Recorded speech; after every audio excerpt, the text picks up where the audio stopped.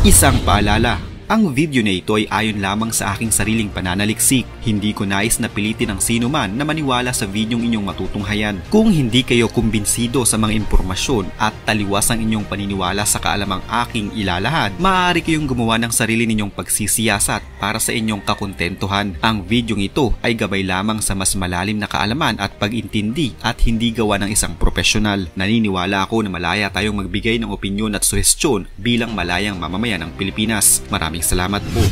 Noong nakaraang Sabado, isang malungkot na trahedya ang yumanig sa Vancouver, Canada nang 9 na katao ang kumpirmadong nasawi at maraming iba pang nasugatan matapos ang isang sasakyan na araruhin ng mga dumadalo sa Lapu-Lapu Festival, isang Filipino street festival na ginaganap bilang bahagi ng pagdiriwang ng Lapu-Lapu Day. Inihayag ng Vancouver Police sa kanilang post na ang driver ng sasakyan, isang lalaki, ay agad na nahuli at kasalukuyang nasa kustodiya ng mga otoridad. Ang insidente ay nagdulot ng malaking kalungkutan sa Filipino community sa Vancouver at sa buong bansa na nagbigay pugay sa mga biktima at kanilang mga pamilya. Samantalang ang lokal na pamahalaan ng Vancouver, pati na rin ang mga leader ng iba't ibang sektor, ay nagpaabot ng kanilang pakikiramay at suporta sa mga apektadong pamilya. Ipinagpatuloy naman ng mga otoridad ang kanilang investigasyon upang matukoy ang buong detalye ng insidente. Ang trahedya ay naganap ilang araw bago ang halalan sa Canada, kaya't naging isang masalimot na kaganapan hindi lamang sa mga apektadong pamilya, kundi pati na rin sa buong komunidad. Inihayag ng pulisya sa Vancouver na 9 na katao na ang kumpirmadong nasawi matapos araruhin ng isang sasakyan ang mga dumadalo sa isang Filipino street festival nitong Sabado.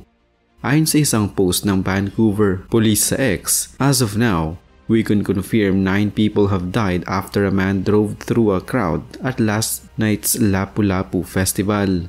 Our thoughts are with all those affected by this tragic incident. Dagdag pa ng pulisya, a number of people have been killed and multiple others are injured. The driver is in custody. Ang insidente nangyari habang ang Filipino community nagsasagawa ng selebrasyon para sa Lapu-Lapu Day. Ayon sa post ni Vancouver Mayor Ken Sim sa X, naganap ang trahedya bago ang halalan sa Canada na itinakda sa Lunes. Our thoughts are with all those affected and with Vancouver's Filipino community during this incredibly difficult time, ani Mayor Sim. Ayon sa mga otoridad, nangyari ang insidente bandang alas 8 ng gabi ng Sabado, malapit sa East 41st Avenue at Fraser Street. Ayon kay Vancouver Police Interim Chief Steve Rai, a lone suspect, subject male with one vehicle, drove through a crowded community event occurring near here. That male was taken into custody at the scene by the crowd. It was a Filipino community event. It would be unfair for me to speculate on exact numbers as the victims were taken to multiple hospitals in the region. Dagdag pa ni Chief Rai.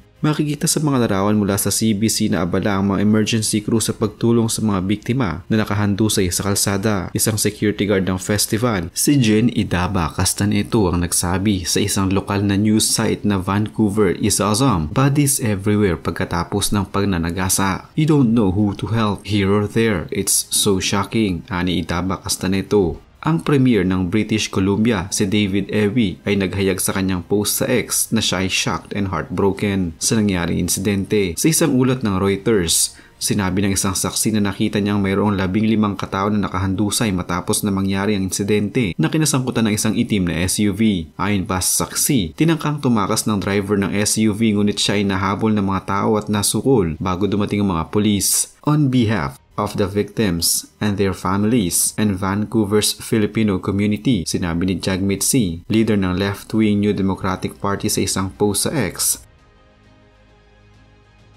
Samantala, nagbigay ng pakikiramay si Pangulong Ferdinand Bongbong Marcos Jr. sa pamilya ng mga biktima. Sa kanyang pahayag, sinabi ni Marcos na nakikipag-ugnayan ng Philippine Consulate General sa Vancouver sa mga otoridad ng Canada upang tiyakin ang masusing investigasyon ng insidente.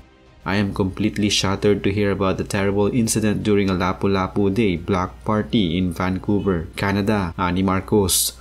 On behalf of the Philippine government and the Filipino people, Liza and I would like to express our deepest sympathies to the families of the victims and to the strong and thriving Filipino community in Canada, dagdag pa ng Pangulo.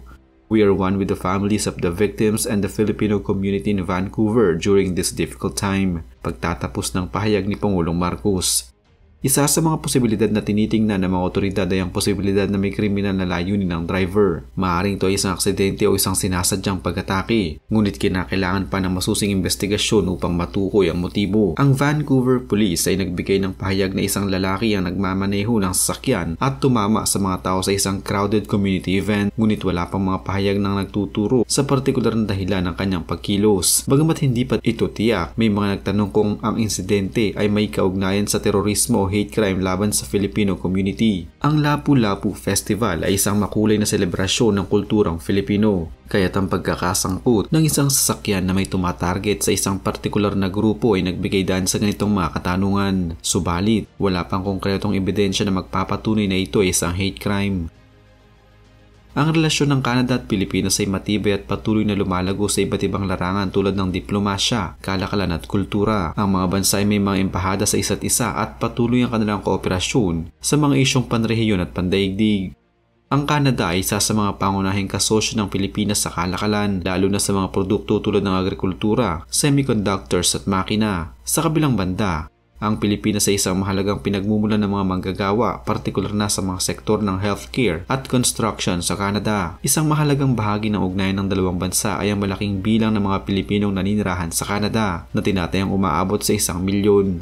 Ang mga Filipino-Canadian ay may malaking papel sa ekonomiya at kultura ng Canada, kaya't ang kanilang presensya ay nagiging tulay para sa pagpapalawak ng mga ugnayan. Bukod dito, aktibo rin ang Canada sa pagbibigay ng tulong humanitarian at development assistance sa Pilipinas, kabilang ang tulong na ibinigay noong Bagyong Yolanda at iba pang mga proyekto sa kapayapaan at pagpapaunlad, pati na rin sa gender equality. Sa kabila ng mga tagumpay sa relasyon ng dalawang bansa, patuloy ang pagpapalakas ng ugnayan sa mga aspeto ng kalakalan, edukasyon at cultural exchange. Ang mga oportunidad para sa pagpapalawak ng kooperasyon sa mga industriya tulad ng renewable energy at teknolohiya ay patuloy na tinitingnan. Sa pangkalahatan, ang ugnayan ng Canada at Pilipinas ay isang modelo ng pagkakaroon ng malalim na pagkakaibigan at kooperasyon na magdudulot ng benepisyo sa parehong bansa. Sa kabila ng trahedyang ito, ang mga kaganapan sa Lapu-Lapu Festival sa Vancouver ay nagbibigay diin sa kahalagahan ng pagtutulungan at pakikiramay sa mga oras ng krisis. Ang buong komunidad ng Vancouver, pati na rin ang mga Filipino sa Canada, ay nagpakita ng tapang at pagkakaisa sa harap ng matinding pagsubok. Patuloy ang investigasyon upang matukoy ang mga sanhi ng insidente at umaasa tayo na ang mga biktima at kanilang pamilya ay makakatanggap ng hustisya at suporta mula sa mga otoridad at komunidad. Sa ganitong mga oras, muling pinapakita ng trahedya ang kahalagahan ng pagkakaisa at pagpapalaganap ng pag-ibig sa bawat isa, ano man ang ating lahi o pinagmulan. Ang mga Filipino sa buong mundo ay patuloy na nagpapaalala sa atin ng kanilang lakas at tibay kahit sa mga pinakamadilim na sandali. Sa mga biktima, ang ating mga dasal at pakikiramay ay laging kasama nila.